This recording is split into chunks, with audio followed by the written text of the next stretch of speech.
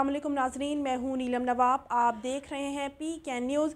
سب سے پہلے آزاد جموں کشمیر سے خبر شامل کرتے ہیں۔ ہمارے بیورو چیف طارق محمود آفاقی کی رپورٹ کے مطابق وہ ہماری حکومت گرانا چاہتے ہیں، اور اس میں یہ سمجھتا ہوں کہ پاکستان تحریک انصاف کی حکومت کا آزاد کشمیر کے اندر سے خاتمے کے لیے یہ وہ چیزیں کی جا رہی ہیں کہ جس کا ہماری سیاسی تاریخ سے یہ پلڑا پھاڑا گیا تھا، یہ دوبارہ وہ تاریخ دہرائی جا رہی ہے، اور ان بریف کیسوں کے نتیجے میں برآمد ہونے والے نتائج کسی بھی صورت پہ آزاد کشمیر کے اندر استحکام نہیں دے سکتے، اور ایسی صورتحال اگر پیدا کی گئی تو آزاد کشمیر کے لوگ بھی سڑکوں کے اوپر ہوں گے۔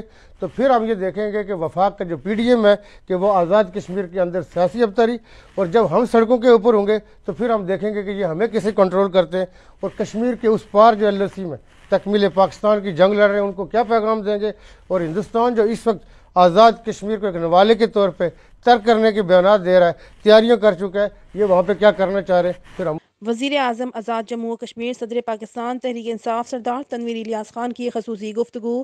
آزاد کشمیر میں 2021 کے عام انتخابات میں تحریک انصاف کو عوامی مینڈیٹ ملا۔ تحریک انصاف کی حکومت نے 32 سال بعد تمام سازشوں رکاوٹوں کے باوجود بلدیاتی الیکشن کا انعقاد یقینی بنایا اور اپنی عوام سے کیا وعدہ پورا کیا۔ حالیہ بلدیاتی الیکشن میں کشمیری عوام نے ایک بار پھر تحریک انصاف کو بھاری مینڈیٹ دیا۔ وفاق میں PDM کی حکومت نے اقتدار میں آنے کے بعد آزاد جموں کشمیر حکومت سے ناروا سلوک اپنایا۔ بجٹ میں کٹوتی کر کے آزاد کشمیر کی ترقی کو روکا گیا۔ بلدیاتی الیکشن پر درکار سیکیورٹی فراہمی سے انکار کیا گیا۔ وزیر اعظم پاکستان شہباز شریف نے منگلا ڈیم واقعہ کے بعد آزاد کشمیر میں تحریک انصاف کی حکومت کے خلاف سازشیں شروع کر دیں۔